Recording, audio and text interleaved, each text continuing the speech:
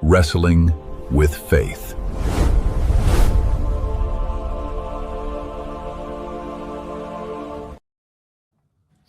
Welcome to an episode of Wrestling with Faith. This is going to be our part two with George Schire, one of our community's probably most vested, what you would call wrestling historians and a man of faith. George, how are you doing tonight? I'm absolutely great. I'm glad to be talking with you again, Bill. It's a blessing to have you. To catch everybody up, two things that we want to mention real quick is that Marcus Cornett, our co-host, his wife is out currently very, very sick. He's tending to her needs. So we're just going to send our prayers out to him and to her. We're going to kind of move forward with George Schire, who's doing his second part. So here in the next day or two, you're going to see part one that's going to go up, and then this will go up as well. I had some technical issues with a hard drive. So we actually got cut off, not in the most professional manner. You're all going to have to grow with me because I'm wrestling and learning this as I go. But George has been kind enough to come back, pick up where we left off. We had talked a lot about the fact that he is, and I think little argument can be made, one of the original smart marks in the world of professional wrestling, somebody who wised up to the business and yet kept kayfabe on behalf of the community because he loved professional wrestling so much, went around, collected memorabilia, collected programs, got to make a lot of amazing connections with wrestling names that you'll certainly recognize. And when we got cut off, he was talking about how when he was younger, his parents had some rocky times, and his grandmother and her faith was a big part of getting him through on that. And so I think the last time we definitely talked a lot about the wrestling. This time we're going to let George get a little bit more into the wrestling and the faith part and where they kind of coincide. George? I think you summed it up pretty good, and as you're very true. When you talk about the wrestling and the faith part of it, yes, sir. I always look at, it's always interesting when you kind of reflect on your life. You look back at things, you look at how things turned out, how things happened. And we all ask those questions, Bill, what if I did this, or what if I did that, or I should have did that. And that's the way it is with all of us. Sure. Absolutely. The important thing is that I've learned, and I want to remind folks again that I'm one of those guys that I've been on the planet coming up in September here, coming around the corner. I've been on the planet, I'll be on the planet 75 years. So I've been around the block a few times, and you see a lot of things, you witness a lot of things, and you see a lot of things that you can have an opinion on. If somebody would have done this or done that, maybe Absolutely. They wouldn't be in the position they're in. But one thing for me is that when I had alluded to the fact that my parents, and they weren't going through some rocky times, they were hell-bent on hurting each other at the point of their divorce. And it was really one of those things, just a long story short, I was the oldest at the time of six children at the time. And they finally divorced. Sure. As I had alluded to in the last podcast, there was infidelity all over the place in the marriage. My mother was not faithful, period. She had, we had 8 kids eventually and 4 fathers. And I always say that we can never hail to our forefathers. Ba-boom, huh? But it was sad because by 1960, my parents divorced. My dad moved out. He buried himself in work, usually had 2-3 jobs, didn't have time for taking care of things. That was one of his issues. He was an individual who I admired, but I'm quick to say, I can look at his faults and realize that if he'd have done things a little differently, maybe things would have been better. But he didn't like conflict. Conflict was, if I don't know it, I don't have to deal with it. That's the way he was. Right. So he left. And then we were with our mother, who was very abusive. we had both physical and sexual abuse happening in our house as children. I was the oldest at the time, 8 years old. And a date is coming up here in just about a week. It'll be the 66th anniversary when on the morning of Saturday, June 4th, 1960, my mother put me, two sisters, on the front steps with a grocery bag of our clothes. And in that grocery bag for me, I had two model cars, plastic model cars, and a couple wrestling magazines. And we can talk about that in a moment. But, Sure. my sisters just had their clothes, maybe a baby doll or something. My sisters were 7 and 5. She put us on the front step. My dad was to pick us up and take us to live with him. At least that's what we were led to believe. And she put us on the front step, closed the door on us, saying as she did, "Get out of here, you brats. I never want to see you again." Now, I think I have to tell anyone that to a child, it's going to affect every child in their own way. Yeah, it's trauma for sure. It's trauma. But maybe because I was 8 or the oldest, I don't know. I somehow have come out of this a lot better than my two sisters did, and eventually a half brother that was with us, and the other brothers and a sister on the family. With God's help, I swear to you, I came out of this better than they did. They still struggle to this very day with blaming things on the past for why they can't have what they have, or don't have what they want. And I'm not sure that religion plays in their lives at all. If everything's somebody's fault, and I've always been the one they come to.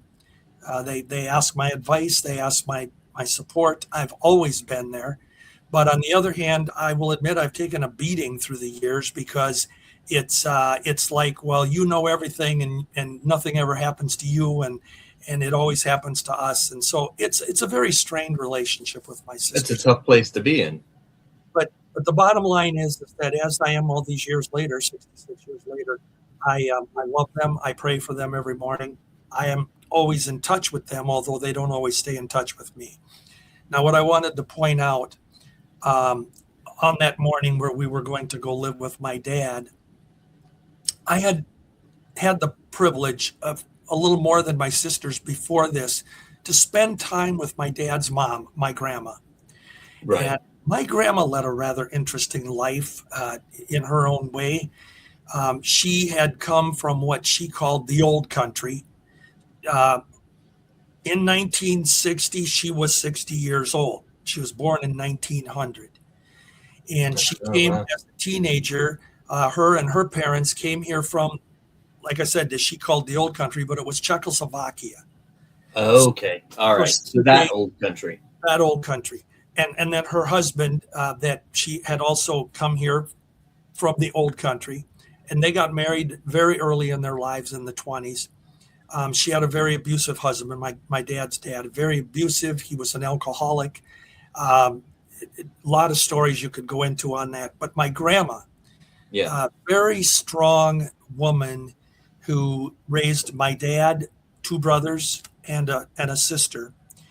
And she was very much into the faith. She, as I pointed out last time, she was a devout Catholic. She felt guilty if she didn't go to church on Sunday, and she was afraid God was going to strike her down. It was that bad. And but every morning, I remember as a child, she would literally get up, she'd have a cup of coffee, and she'd sit in her rocker, and she'd have what I didn't know what it was at the time, but it was a Catholic rosary. And she'd literally, bead by bead, say the rosary. And she'd be doing the sign of the cross. And it was a silent time. And she would talk to me that she's praying to Jesus, she's praying to God, she's asking for faith and for encouragement. And so that was my earliest exposure to it. When we got into the car with my dad on that June 4th morning, again, we thought we were going to live with him wherever that was going to be. And within an hour and about an hour and a half, that didn't happen. My two sisters were taken to two separate homes, to couples that were going to take them in technically as a foster child. And then my dad, and I didn't understand this at the time. My dad then got in the car and I was alone with him. And I was kind of thinking, well, I'm going with my dad. I didn't. He drove me to another house where it turned out it was a friend of his from work where I was going to live with these people. And he dropped me off. There I am with and my sisters, they dealt with this in their own way. I mean, this was traumatic. But with me, I had my bag. I had my bag, my grocery bag, my few clothes that an 8-year-old has, and those 2 model cars and a couple wrestling magazines. And I went to this family who I don't know. And the only good thing about the family that I will say is that they had an evening prayer that they sat down. So it was kind of unique because my parents were never together. And if they were together, they were yelling. And we didn't have any religion in the house. But this family did have this little prayer time. And they, that was kind of familiar to me. Sure. But I lived for the next 3 years. I was in 3 different foster homes. So up until about the age of 11 and a half. And I can tell you that, and again, my sisters have their own stories on this because they also were in 3 different foster homes over a 3-year period. The whole scenario is that as a child, for me, I was very lost. I was extremely introverted. I was very shy. Yeah, of course. I mean, that all makes sense. I went to a couple of different grade schools at the time, and I'll admit I was made fun of. I was very shy. A couple kids would pick on me. I remember in those days, I was born with glasses. I tease, but I've had glasses since birth. I think I came out of the birth canal wearing glasses. But, in those days, I remember there were a couple of kids that, called you Four Eyes and, the usual thing. And it's probably still that way today. I don't know. But I was afraid to go to school. It just wasn't fun. And in these foster homes, I never felt like I belonged. One of the homes I was in, the older girl, the child in the house, she did things that she would do them wrong, and she would blame me and tell her parents that I did this and I did that and I was innocent. And so, long story short, I had a really hard time. And here's where, again, some of that faith. Again, I had times when I could go stay with my grandma overnight, or maybe a couple of days, like on a weekend from school, or a couple of days during the summer. And it was always so special because grandma seemed to have that footing. And again, with religion, she would say grace before she ate her meal. Right. And, I learned that we're giving thanks to God. Yeah. So it started to become important to me. I ended up in my last foster home where, for lack of a better situation, it was the best of the 3. It was a mom and a dad and a young boy who was 2 years younger than I was. And they were, it was amazing to me because they sat down to supper together. They actually said prayers before they ate. They were Lutheran. I was Catholic. Sure. So they would allow me to say my grace. They would say their grace, which was a little different. We'd go to church. We did things as a family, which my family never did. It was the first time as a kid I got to go to what was called the Ice Capades back in those days. Went to the circus, got to join Cub Scouts. When I came home and I'd show Dorothy was the mother's name, I would show Dorothy my project from Cub Scouts, or I'd show her a school paper, and she'd be excited to see it, and she'd hang the paper up on the refrigerator, which parents are supposed to do for their children. Right. Reinforcement with positivity, right. For sure. And that was new to me because going back a couple of years, I remember when I would come home from school with my own mother, and I would show her, look, Mom, I got a star on this paper. In those days they put a red star or something if you did good or whatever it was. And look at it, and I saw her more than once take it. I don't have time for this, and she'd use a swear word, and she'd take it and crumble it up and throw it in the basket right in front of me. Very defeating type, like, what did I do wrong? That's toxic.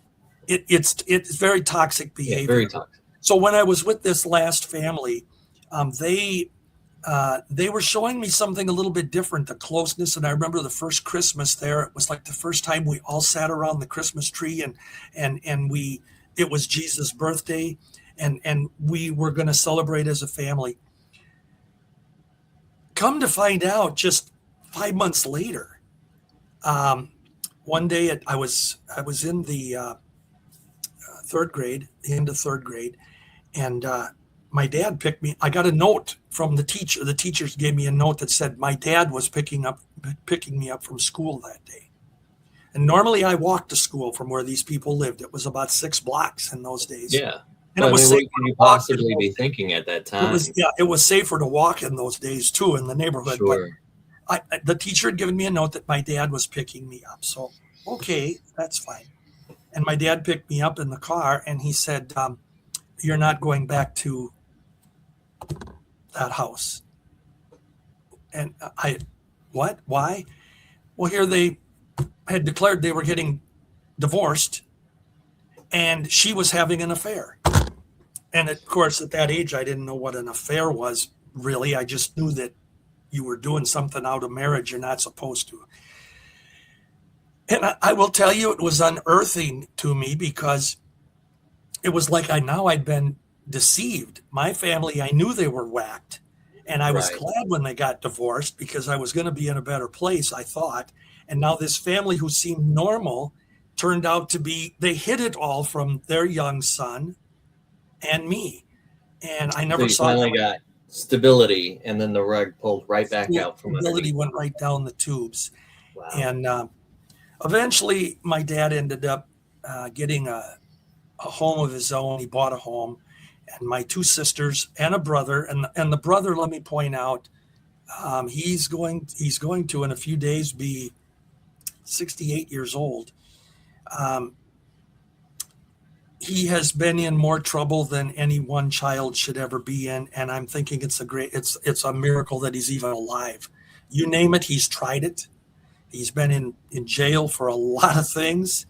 He's nicest guy in the world. If you get with him, you can have a lot of fun with him. And I always tease that if I was in a fight, he's the guy I want to have my back, because he's going to take care of me. But he's always had a lot of issues. And when my dad took my sisters and I, he was 2 years old at the time. And he wasn't my dad's, but my dad took him because he ended up in Children's Hospital, where he spent about 11 months suffering from malnutrition. My mother literally did not feed him. She wouldn't change his diaper. She wouldn't do anything. And we used to get beat around if we tried to give him a cookie. I mean, it was that bad in the house. And so he was pretty near death as a child. So, but he ended up being with us off and on after my dad got it. The religion thing comes in, is that I was able to start going to, again, we were Catholic. I mean, that was the religion of note in the house. Sure, denomination, for sure. I was going to start my communion classes.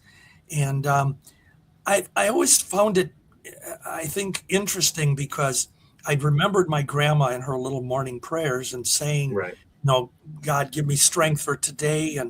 And so it's really something that I learned to live by. But when I reflect on that bag of very minimal existence of a couple model cars as a kid and some wrestling magazines, if you can think of a baby who has to have a pacifier to be happy, or have their favorite blanket they carry around, and then they're pacified, so to speak. Right. Security. Security. And that's really what it was with me in these particular homes and the events that I was dealing with in school and not feeling wanted. That those magazines. They were wrestling magazines. And every once in a while, my dad would take me to a wrestling card. My dad wasn't a wrestling fan. He liked So Vern. thank you for you. He did it for me. In hindsight, I understand that. Right. I don't think it. I mean, I love that he took me at the time, but it wasn't like I'm thinking Dad is doing this because he loves me. I know I didn't think that. In hindsight, I know that that was his way of doing something that maybe that was about the only thing he could do for me. And of course, I would save the programs from whatever card, and that started me on this. And of course, a couple years go by, and I'm collecting wrestling magazines up the wazoo. I'm collecting pictures. I'm collecting programs. And on that end of things, I started sending out mail to other people in other cities and territories. I want your program, I'll send you mine. And that's how it all started on the wrestling thing. But it was always a security blanket. Whenever I had a tough time as a kid dealing with things, it would be if I can just look at my magazines, or I was at peace. So in a sense, I always, and to this day, I still thank God that he gave me that hobby, I guess. I think on the last episode you saw me, I was sitting in my wrestling room. Hey, right. And I have that wrestling room to this very day. It's a room of many file cabinets filled with biographies and histories and results and wrestlers and programs, photos, etc. And, you know, on the wrestling thing today now, people say I'm a historian. I guess I am, because I can tell you anything you want to know about the AWA or any territory for that example, because it's just something I put my heart into when life was being mean to me. But the thing that I learned early on in my life was I accepted when I personally, and I still do this today, Bill, every day. I've been retired, God's blessings. I've been retired 18 years. I was in the bank. Okay. I was in the banking business. Okay. I had a great job. I was in lending and training. I loved my job, but I was able to, through some smart Money moves. I was able to retire when I turned 56. Oh, wow. Good. Good And, for you. Good for you. It doesn't mean that I'm rich. It just means that, you know, Means you're smart. That's what it means. that I think but here's what I want to say too, is that faith comes in weird ways, because when I was a kid, because I was the oldest and my dad finally got us together, and he worked so much, he was never home. I ended up being the chief cook and bottle washer in the house at 12, 13, 14, 15, 16 years old. I was in charge. And my dad worked night shift for his primary job. And of course, I was home at night. I didn't like being alone when I was 12 years old and 14 years old in the house. In today's world, you know, that might be frowned on even a little bit more. I don't know if people would leave a child in the house, but I was in charge, so to speak. And my dad used me as a sounding board. He had a lot of issues. He blamed everything of his life on my mother.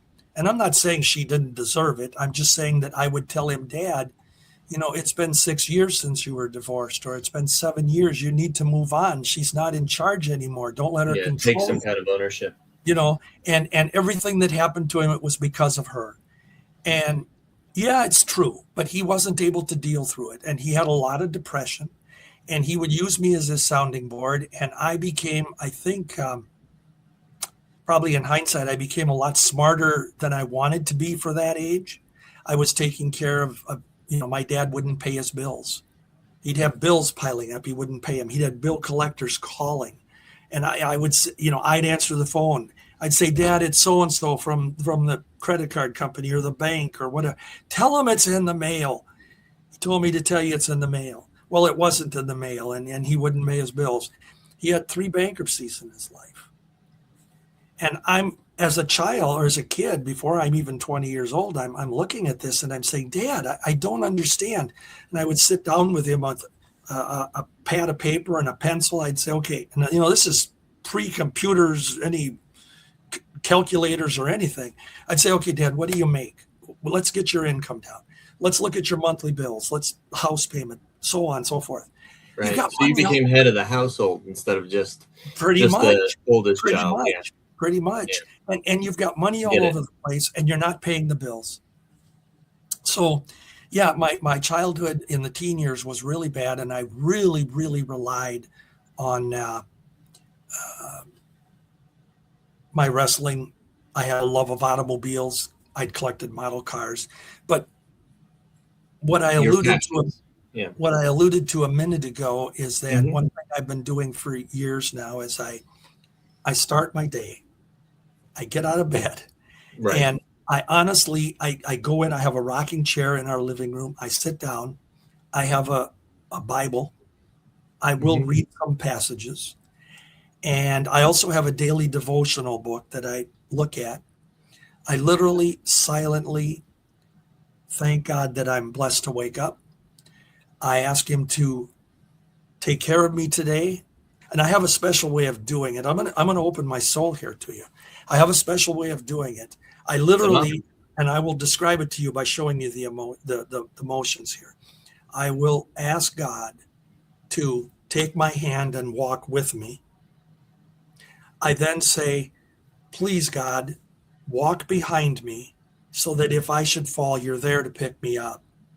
And dear God, please walk in front of me so that I can walk in your path. I literally do that, and I ask God to forgive any sins that I may have made intentionally or unintentionally. I ask for forgiveness. And the ending thing is always, please help me to get it right today. And bless my family, my friends, my coworkers, people I love and care about. And then every once in a while, there's somebody specific that I reach out to in the prayer, because we have people that are going through some serious things. And sure, but that's beautiful. And then I have my coffee and I look out over our pond in the backyard. And it's especially fun now because summer's coming and it's so beautiful that the birds are tweeting and the sky's blue and the sun is so beautiful when it rises. But I stop and I say, if everybody can get up and do that, and everybody has their own strokes. Everything's different. It doesn't work for everybody. But I just say, I want to start off on a positive note. No, I think that's great. And then by the end of the day, you've went through the 16 hours or 18 hours, whatever the day entails. Again, I silently just say before I go to bed, thank you for this day. Thank you for walking with me, and thank you for being with me during this little whatever dilemma might have happened or whatever. And I do tell people, I think that prayer is something, church is something, religion is something that today is considered to be taboo by a lot of people. They've taken it out of the schools. You can't mention God. I remember some time back, we got up every morning at school and we'd say, pledge allegiance to the flag. And the under God part in that pledge of allegiance, many schools have taken that out. Oh, yeah, absolutely. And again, what we have to understand, Bill, is that God gives all of us free will to do what we're going to do. He will not interfere. Doesn't mean that he doesn't love us. It doesn't mean that he doesn't care. It means that he's going to give us free will to do as we want. And hopefully we'll come back to him someday. Hopefully we will ask for forgiveness or for guidance. And the one thing I've learned about my life as I've went through is life is like a giant, we've all put together jigsaw puzzles. You get that box with 10,000 little itty bitty pieces in it. And, you try to put it together for a couple of weeks, piece here. Where does that fit? Doesn't fit. Oh, this one does not fit. There's no piece. Well, that's what life is. Life is just a series of jigsaw pieces where we don't know why something happened today. And it's hard to accept and it's hard to understand, but you've got to stop. And I do this, as difficult as it is sometimes. I say, okay, God, I don't understand this. but I know you've got it, and we'll move on. Yeah, absolutely. And then lo and behold, 2, 3, 4, 5, 10 years later, you go, holy crap, if that wouldn't have happened, this wouldn't have happened today. That puzzle, that piece was found.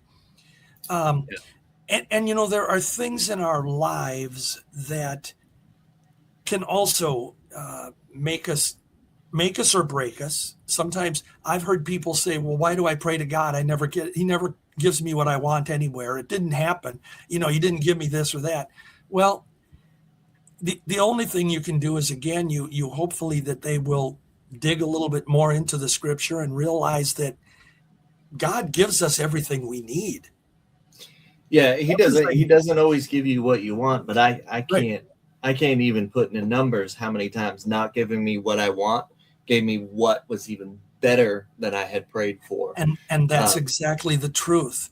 Yeah. And I look at it as we grow through life. There are things that you have to you just have to look at. And honestly, my grandma was so intent on that if I didn't, this is her now. She said, if I don't go to church on Sunday, in those days, if you didn't go to Sunday Mass, it was like you committed this horrible sin. Right. And I've never, excuse me, I've never taken it that far.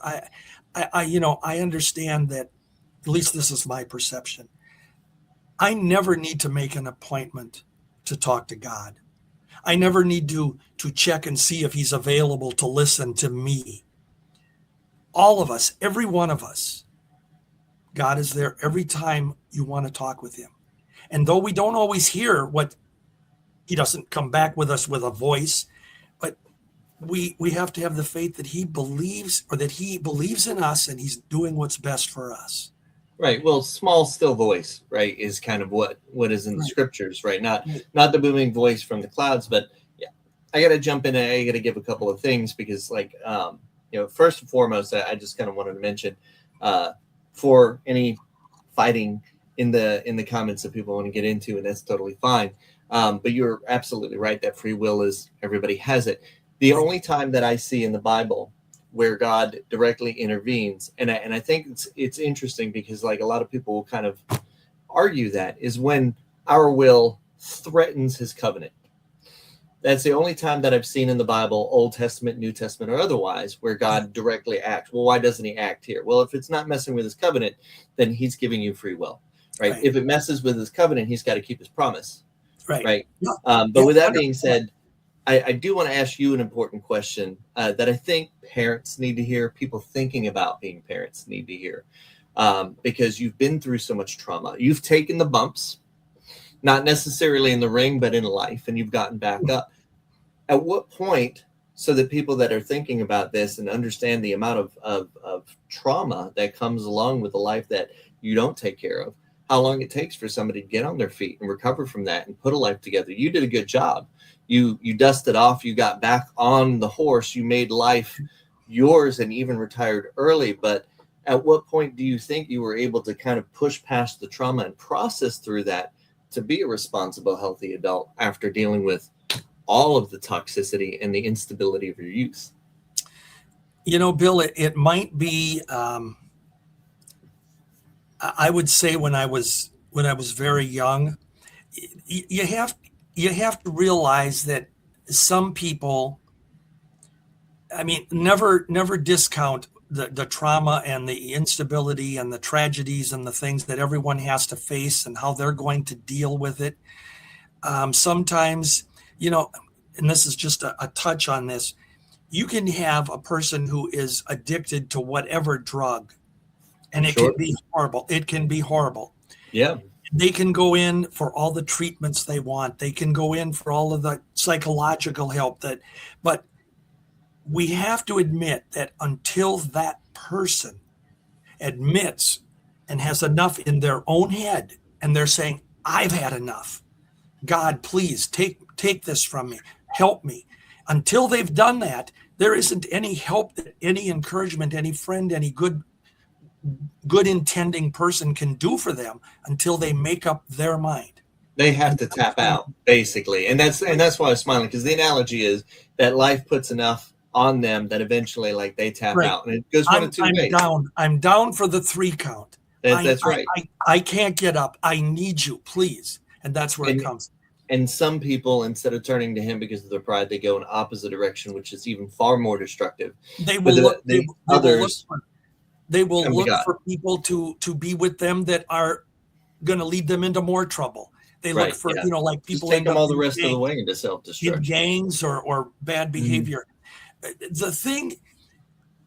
I looked at life, and this is kind of weird when you ask me this question. We all talk in our life about, as we go through life, we have role models. You have a guy you look up to, you have a teacher you look up to, you have a person you look up to. You could look up to your parents. Those are role models. They teach you good things. They teach you smart things. I've done something different in my life. I've had role models, yes. I've had people that I admired and that I would like to be like that. Sure. But I have, Bill, excuse me again, I have what I call reverse role models. And what I mean by that is, I'll take my mother, for example, and my dad in his own right. They weren't good. Where you're going. Yeah. They weren't good parents. My mother made every mistake in the thing. And here's the bottom line. I want to touch on this with my mother because I sound like I beat her up a little bit. Not that she probably didn't deserve it. The one thing that I had to do many years ago is I had to, because I didn't understand so much as a kid. I didn't understand why she rejected us. I didn't understand why she was as bad as she was. The bottom line is in my talks with God, I asked God to let her be at peace. She passed away alone, 2009. I found out a year after. It was 2010 when I found out. She passed away by herself, alone, with not one of her 8 kids or any of her multiple friends with her. She was alone and she passed away. That's the way I found it out. And she had turned on one of her friends right before this.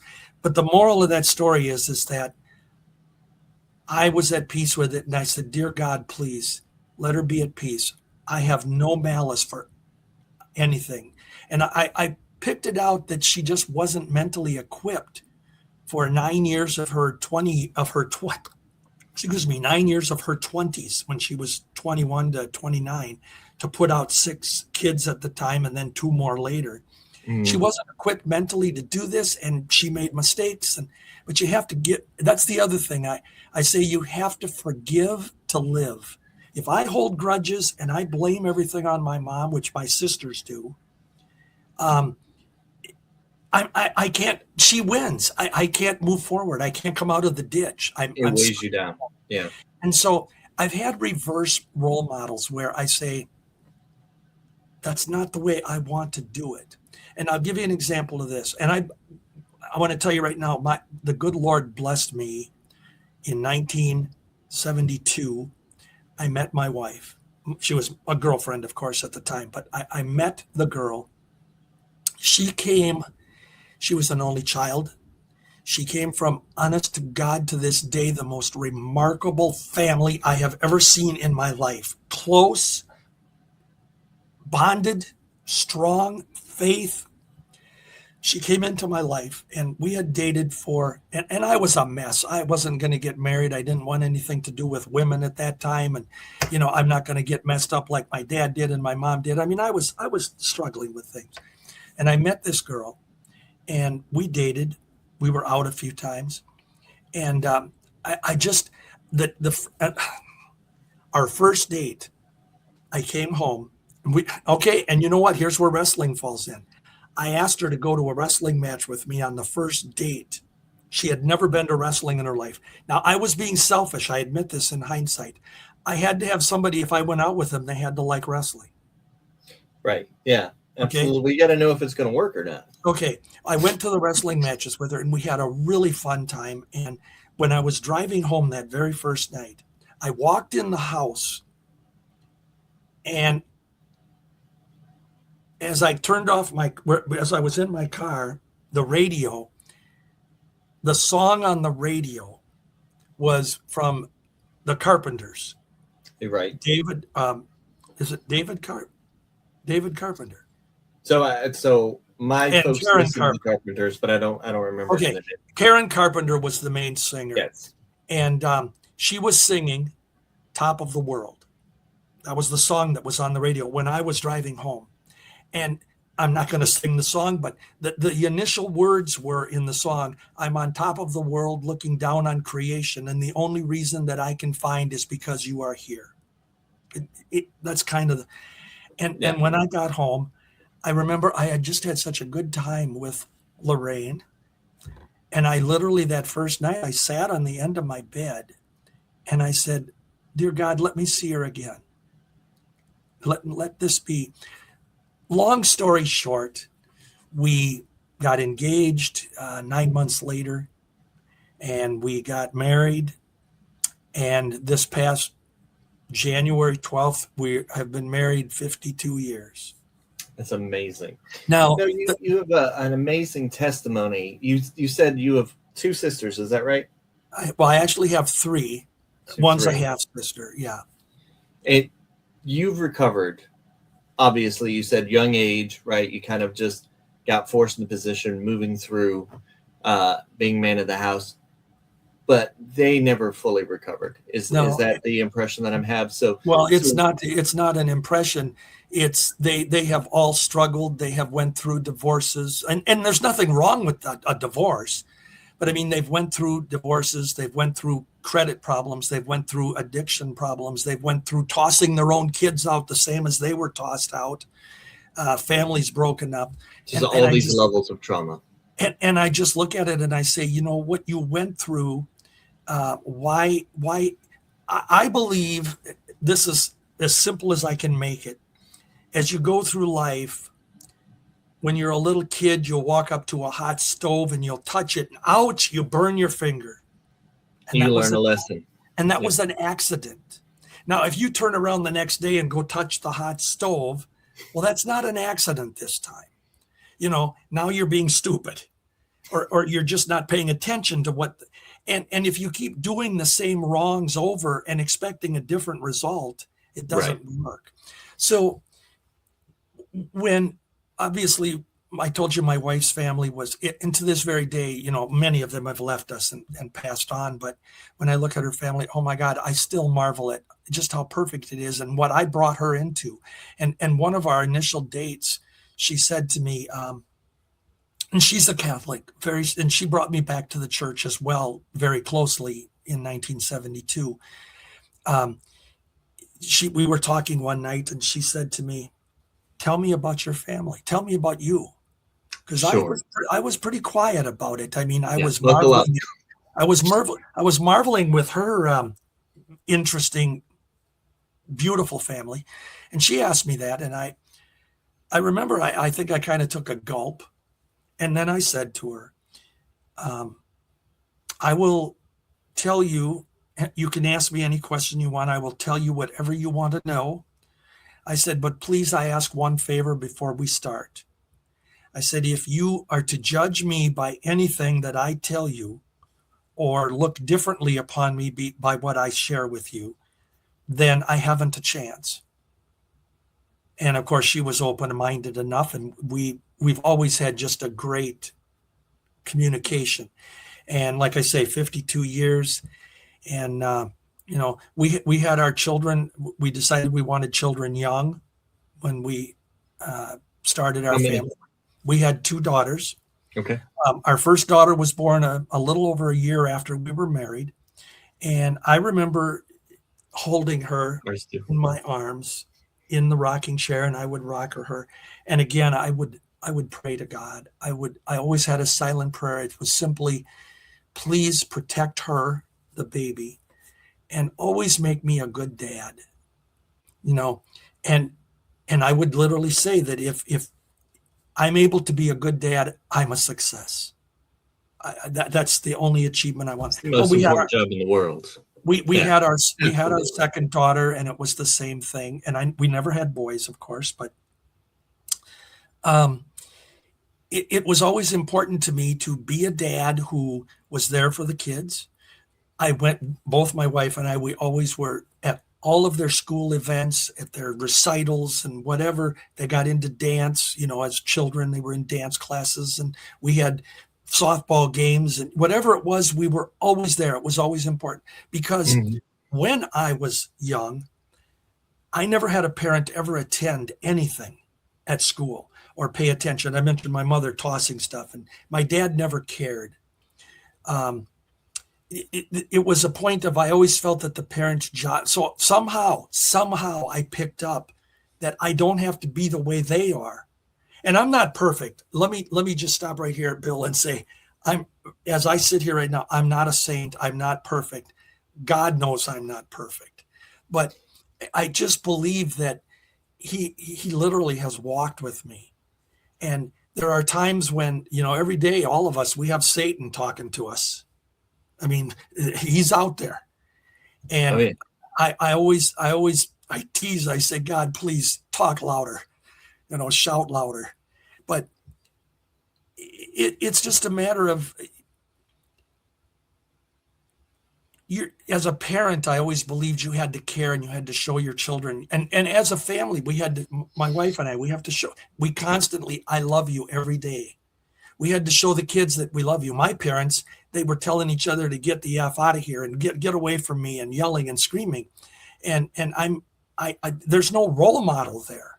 Right. Except your anti-role model theory. And in my case, it was the reverse, or you used a good word, an anti-role model. But in a sense, I learned from them. And to me, that is as important as a solid role model, that I don't want to be like them.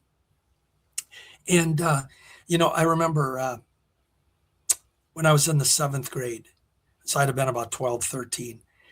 That was my toughest year as a teenager. I was just turning a teenager. It was my toughest year. It was when my dad put me in this position with the kids. I hated living at home.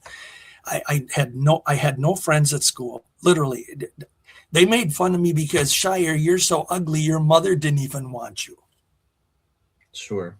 Yeah, kids can be cruel. Yeah, for sure. And I mean, and that was abnormal in those years, Bill, because typically if a family got divorced, the mother would have the children, the dad wouldn't.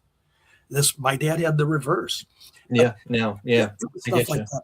And I was in the 7th grade, and that was the year that I want to share a little anti-role model to you. That was the year I got into the most trouble because I had pretty much just given up. I wasn't happy, and I hated being at home. I hated being in the existence I was in. And I started skipping school. 7th grade. That was when we started. That was in junior high in those days. And you had to go to 6 classes during the day, different teachers. Right. Well, I started skipping school. And if I didn't skip the entire day, I would skip 3 classes and go home or go wherever I'd go.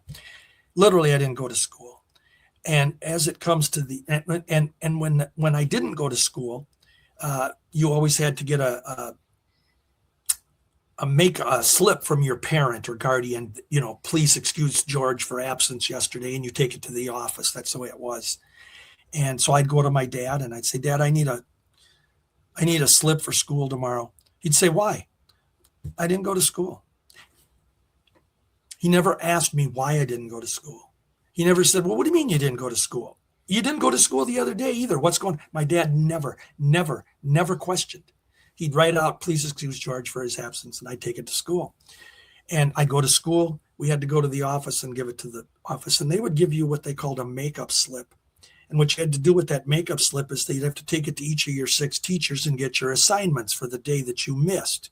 And then you'd have to hand those assignments in and have the teacher sign off on them. That's the way they worked it in those days. Well, I had missed so much school that I never even turned in the makeup slips, and I'd have 3 or 4 or 5 of them at a time that were past due. And they would embarrass you. I mean, it was to me at the time. They would embarrass you on the loudspeaker at night. Oh. Or in the evening, they'd say the following students report to room whatever it was for detention. And you had to go to detention for only 2 reasons. One, you did something disciplinary wrong in school and you had to go to detention.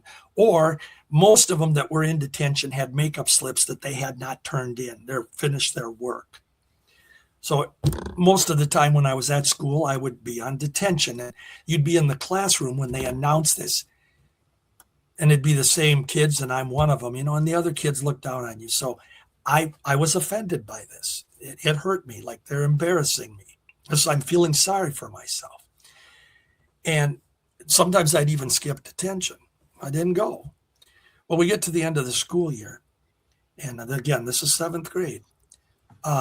I had D's and F's on my report cards the entire year. And this was I think it was a quarterly report card period. You'd have to take it home, you show it to your parents signed the card, and you brought the report card back to school. Right. Well, I would give my dad my report card, and he would sign it. Never. And this is one of those, like, my dad was always good to me, but he never questioned, why'd you get all these F's? What's wrong in arithmetic? Whatever. Never. Right. Bill, I never got questioned. I was never held accountable. And to me, that's a parent's job. You got an F in this class. What's going on? What can we do to help you? Now, my daughter didn't believe me when I told her this one time, but this is the God's truth. None of the teachers ever held me accountable either. They never came to me and said, you're not handing in your homework. Why? Can I help you with something? Or is there something you don't understand? Or what can we do to get you up to date? Literally, 7th grade just erased me from school. So we get to the end of the school year. And again, I had D's and F's. The principal called me to the office. And he was a very matter-of-fact guy, and he always called people by their last names. He looks up at me and he says, Schire, give me one reason you should pass to 8th grade. I was scared. I didn't say anything. And he said to me, and I'm telling you, they couldn't do this today, but he said to me, and I'm going to quote, he said, I don't believe for 1 minute that you were sick all the days that you have not been here. Quite frankly, you're a loser. Oof. Now that I'm serious, and when he said that, it was, I could feel like I just got warm, and I called him every name in the book in my head. I thought, you jerk, you don't understand. You don't know what's going on. You don't know me. I was so beaten up. Yeah. And I got to 8th grade. They passed me. They shouldn't have, but they did. But as the summer went on, man, I hated this principal. I had every reason in my book. I wanted to see him run over in the street by a car. I was like a dumb 12, 13-year-old's going to do. Yeah. And I was going to get even with him. I was bent on, I'm going to get even with him. So you know what I did? You're going to love this now. This has a happy ending. I'm a heel, so I'm all in. Let's see where it goes. I had thought about it all summer, and I'm going to get even with him. Okay. And he was still a jerk. He didn't understand. I decided that for 8th grade, I'll fix him. I'm going to go to school every single day. No. Now listen to this. Listen to this. I'm going to go to school every single day. I'll fix him. We got to about the middle of October of that school year. And so we're about 6 weeks into school. We got to the about 6-week mark, and my grandma's mother passed away, my great grandma. And she was one of my little heroes in life, and I loved her so much. And she passed away. We had to go to a different city for her funeral. My dad said, you're going to go to little grandma, they called her. You're going to go to little grandma's funeral, right? And I said, Dad, I want to, but I can't. I have to go to school. And I went to school that day. And then I beat myself up because I missed grandma's funeral. But I had to go to school. Well, here's flash forward. Many days when I would have I used to get migraines. I'd have a very bad migraine. I didn't feel good. I'd still go to school. I went to school all of 8th grade. Never missed a day. Now, here's the plus to this. Yeah. I did all my work. I did all my homework. I was now on the B honor roll. And at school at night, now listen to this. I'm still getting even with the principal, right? George. On the loudspeaker at night, they would also every quarter announce the students that were on the A and B honor rolls for the quarter. Lo and behold, George is on the B honor roll. At the end of the school year, they used to give out a certificate, perfect attendance certificate.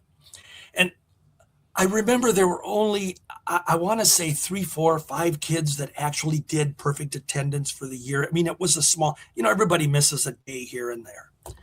So I was in a very small number, but I got this perfect attendance certificate. Well, unlike the year before when the principal called me to the office, I went down to his office on the last day of school. And I walked in his office and I said to him, his name was Mr. Corliss. And he looked up he was one of these guys that had his glasses and he'd look up over the glasses at you from his desk. Yeah, sure. And he looked up at me when I came in the office and I said, Mr. Corliss?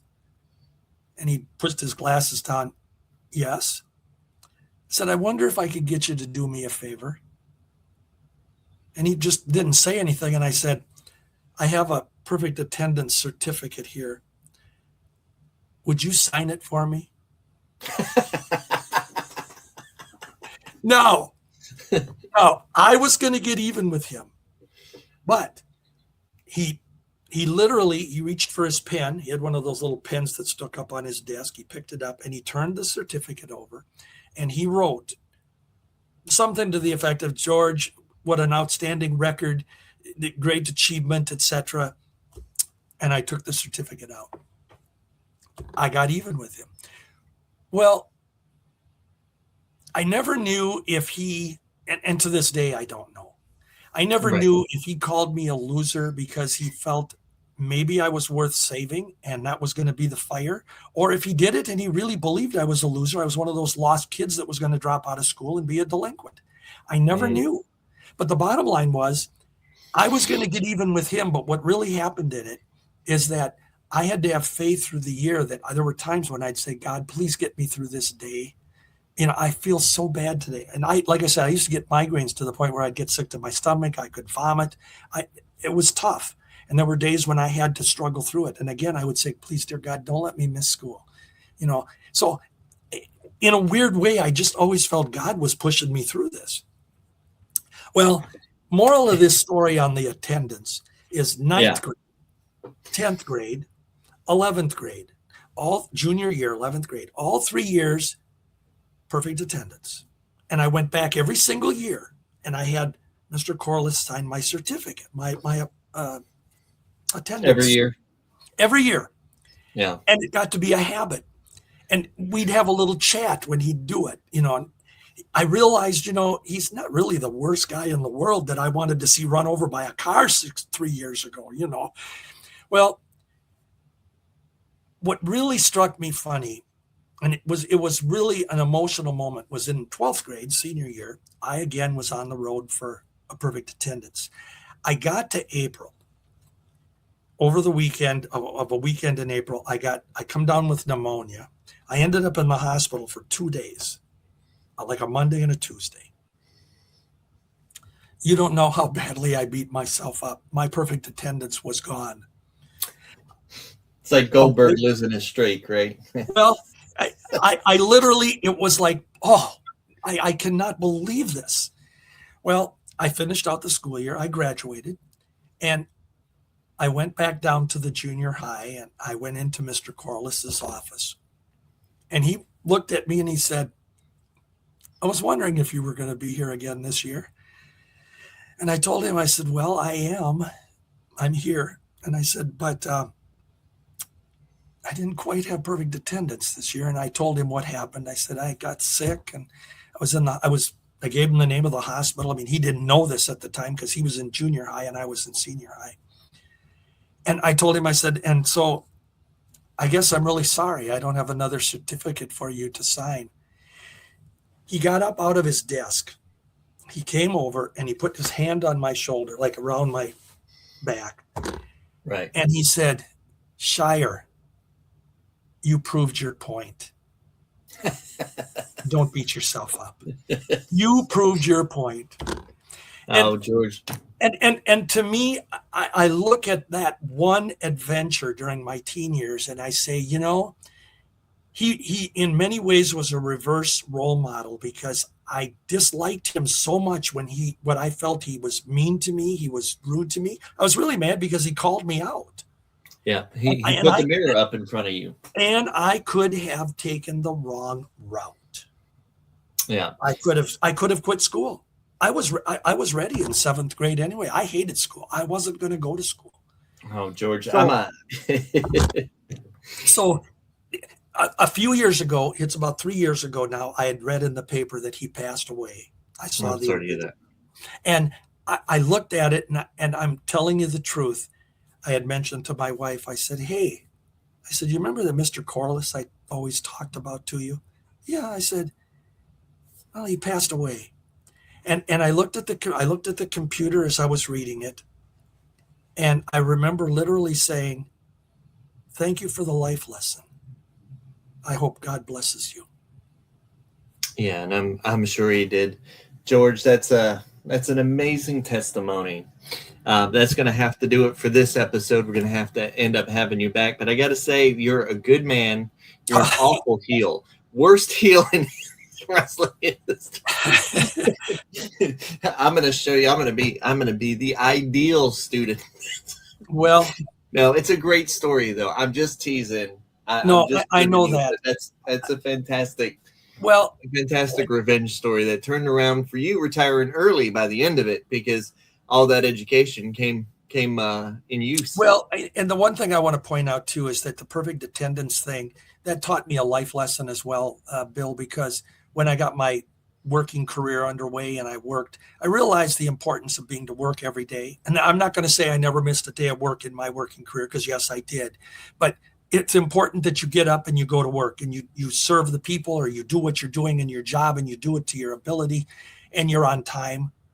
Like I said to you earlier, if I'm not here early, I'm late, But it was a life lesson. And I think that's where, to this very day, when you thank God for your blessings, God gives you lessons every day. You have to be open to them. And I have so many stories as I reflect at my age on all the times that when I was down, I could tell you a lot more. And I probably will if we want to dwell into my inner self here. But God is with us. We have to. Yes, we have to give ourselves to Him. We have to admit that we can't do this alone, and we need Him. Capital HIM. We need Him to show us the way. And 1,000%. I'm going to say one thing, and then we can quit for today. And if we ever come back to this, I had another. You're willing. Well, I'm always willing. You can tell I enjoy talking, but actually, it's kind of personal. You had me. I was doing a little tear stuff here a couple of times, but had a real. My wife and I, 52 years. We had a major scare here a few years ago, sure. And the bottom line is that we weren't sure she was going to make it. And my faith again became very strong with God, that if He needs her, please take her, don't let her suffer. And I'll be okay. No, I won't be okay, but I'll be okay. And, and thankfully He has blessed us for more years. And every day we say, I love you. And if I don't say it the last time, I love you. That's amazing. Look, George, I absolutely am grateful that you took the time to come and not just talk about wrestling, but to give such a really an outstanding testimony about your youth and how faith got you through it. And I think you're an incredible individual. I definitely would like to have you back. I would love to talk longer, but I definitely want to know when you come back, like if you're still watching the sport, what you're following, where you think the sport's going to go. I remember you talked about that. Yeah, and we can do that.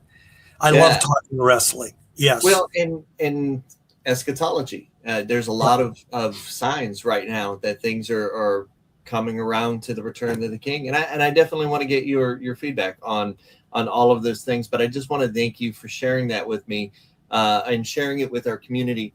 My wife is a hospice nurse, and because of that, like, I'm very aware of how many people younger than me, and I'm only 43, pass away, don't have tomorrow, just instantaneously. So, like, I think your story is amazing. I think having the opportunity to speak to you is something I can't pass up, because I don't know if I'll be here tomorrow. Right. Well, neither do I. Right. So I'm grateful to have you on. And if anybody enjoyed this particular episode and want to have us deliver any questions to George on the next episode, please leave so in the comments. And thank you for joining us here at Wrestling with Faith.